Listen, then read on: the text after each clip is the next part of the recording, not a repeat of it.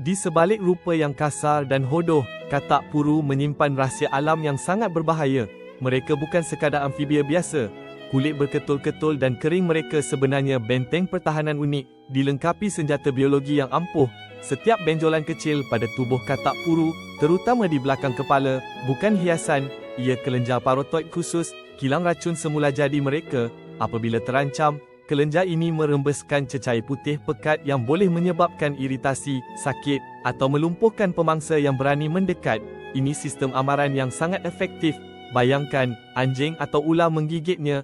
Sebaik sahaja gigitan, rasa pahit dan pedih melampau akan serta-merta membuat mereka melepaskan mangsanya. Racun ini cara katak puru melindungi diri tanpa bertarung. Ia penting dalam ekosistem, mengawal populasi serangga dan mengelakkan diri jadi makanan mudah pemangsa. Mereka, ahli kimia, alam semula jadi paling bijak.